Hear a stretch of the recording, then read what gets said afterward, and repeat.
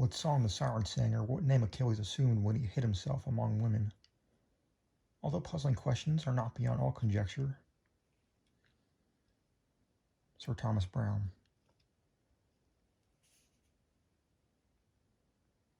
The mental features, discoursed as of the analytical,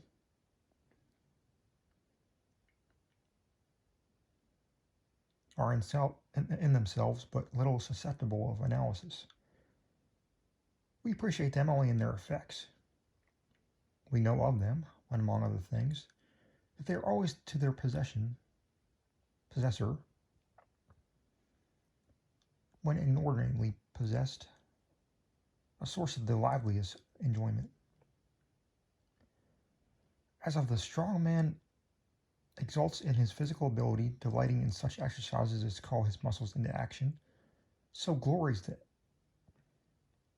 analyst in that moral activity which disentangles. He derives pleasure from even the most trivial occupations bring his talent into play. He is fond of enigmas, of conundrums, hieroglyphs, exhibiting his solutions of each degree of acumen, which appears to the ordinary apprehension preternatural. His results, brought about by the very soul and the essence of method, have, in truth, the whole air of intuition.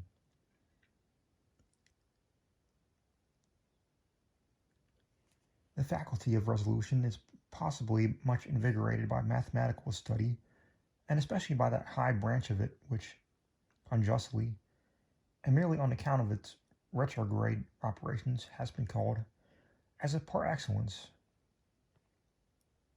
analysis. Yet one to calculate it is not in itself to analyze. A chess player, for example, does the one without effort at the other. It follows that the game of chess, in its effects upon mental character, is greatly misunderstood. I am not now writing a treatise, but simply prefacing a somewhat peculiar narrative by observations very much at random. I will, therefore,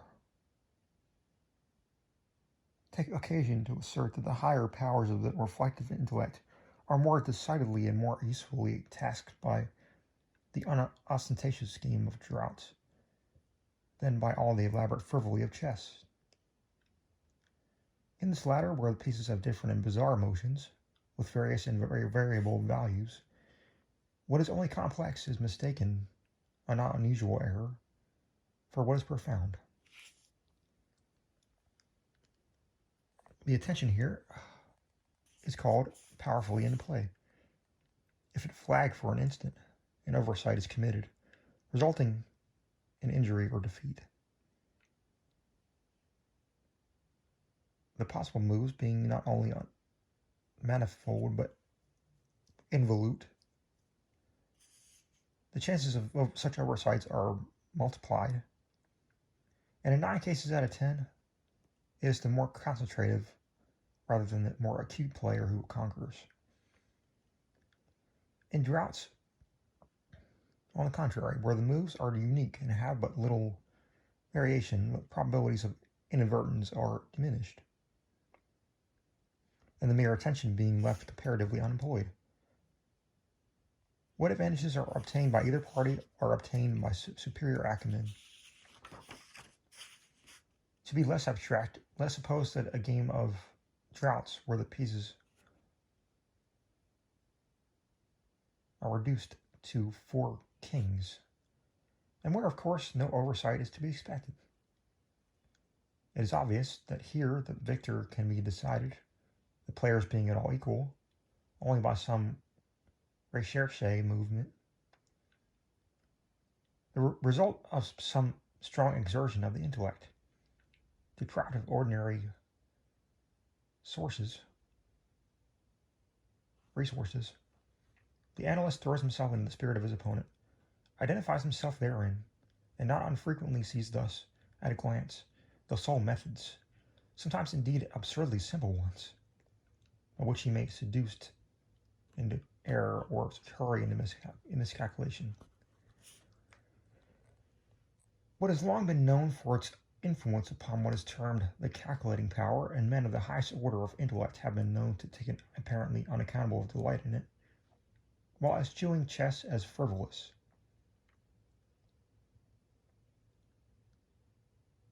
Beyond doubt, there is nothing of a similar nature so greatly tasking the faculty of analysis. The best chess player in Christendom may be little more than the best player of chess,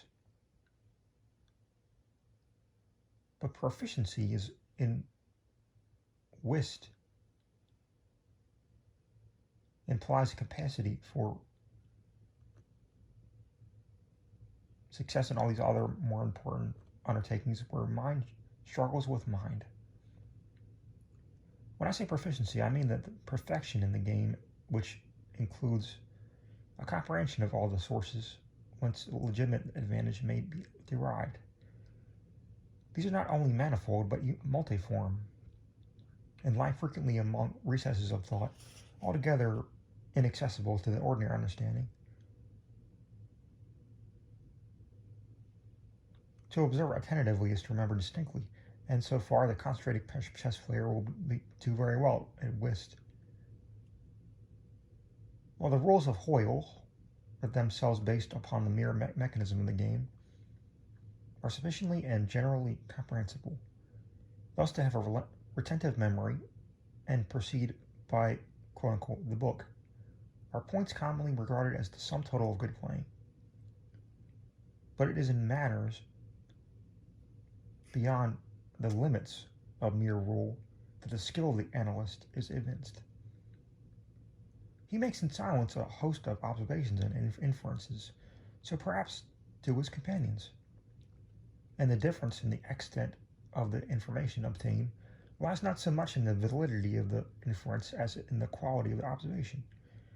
The necessary knowledge is that of what to observe.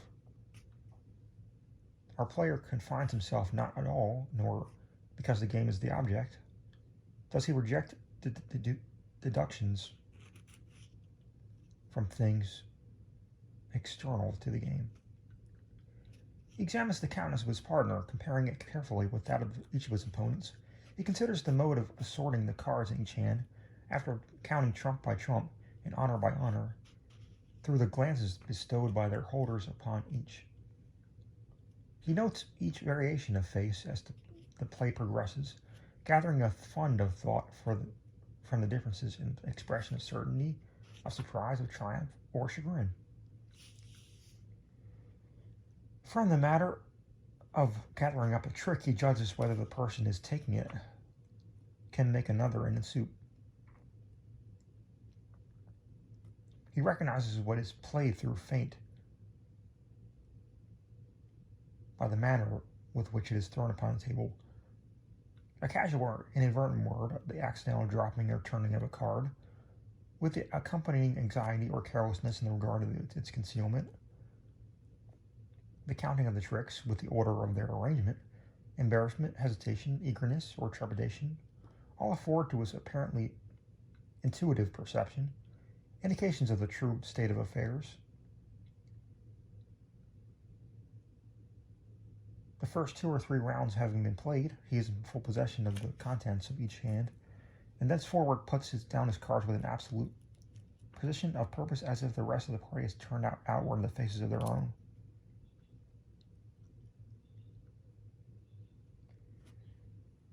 The analytical power should not be confounded with simple ingenuity, for whilst the analyst is necessarily ingenious, the ingenious man is often remarkably inescapable of analysis.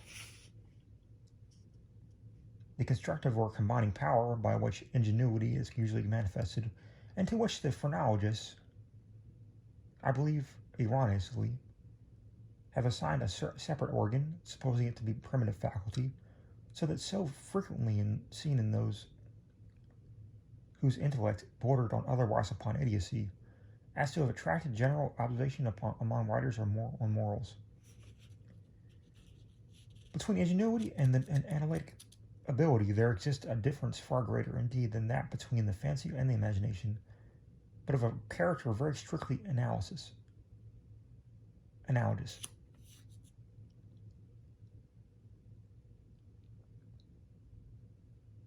It will be found, in fact, that the ingenious are always fanciful, and that the truly imaginative never otherwise than analytic.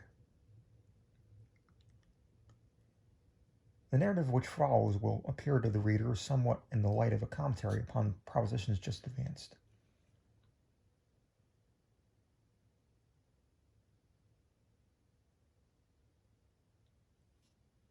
Residing in Paris during the spring and part of the summer, I therefore became acquainted with a Monsieur C. Augustus Dupin. This young gentleman was of excellent, indeed of an illustrious family, but by a variety of untoward events had been reduced to such poverty that the energy of his character succumbed beneath it, and he ceased to bestir himself in the world or to care for the retrieval of his fortunes. By courtesy of his creditors, there still remained in his possession a small remnant of his patrimony, and upon the income arising from this, he managed, by means of a rigorous economy, to procure the necessaries of life without troubling himself about his superfluities. Books, indeed, were his sole luxuries, and in Paris these are easily obtained.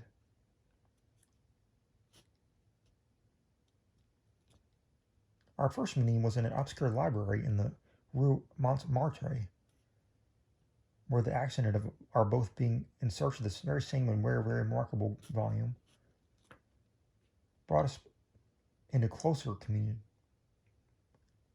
We saw each other again and again, and I was deeply interested in the little family history which he detailed to me with all that candor with which a Frenchman indulges whenever mere self is the theme. I was astonished, too, at the vast extent of his reading, and above all, I felt my soul enkindled within me by the wild fervor and the vivid freshness of his imagination.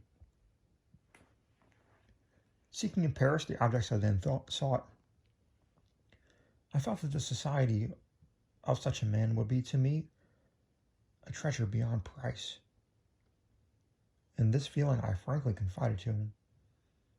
It was at length arranged that we should live together during my stay in the city, and as my worldly circumstances were somewhat less embarrassed than his own, I was permitted to be at the expense of renting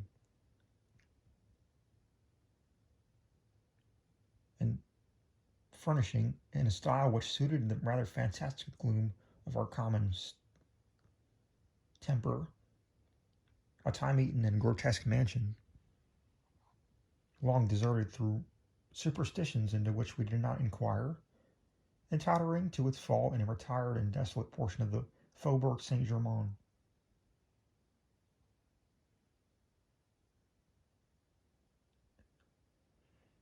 Had the routine of our life at this place had been known to the world, we should have been regarded as madmen, although perhaps as madmen of a harmless nature.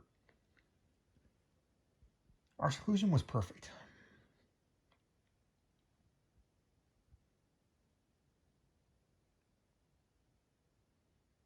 We admitted no visitors. Indeed, the locality of our retirement had been carefully kept a secret from my own former associates, and it had been many years since Dupin had ceased to know or be known in Paris. We existed within ourselves alone. It was a freak of fancy in my friend, or for what else should I call it,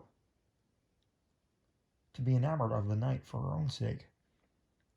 Into this bizarrerie, as in all of his others, I quietly fell, giving myself up to his wild whims with a perfect abandon. The sable divinity who would not herself dwell with us always, but we could counterfeit her presence.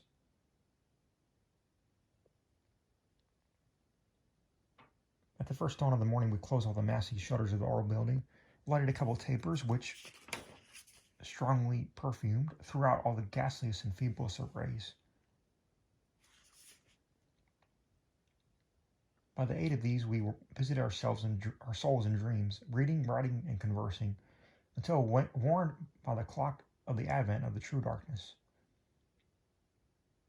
Then we sallied forth into the streets, arm in arm, continuing the topics of the day, or roaming far and wide until a late hour, seeking amid the wild lights and shadows of the populous city that infinity of mental excitement which quiet observation can afford.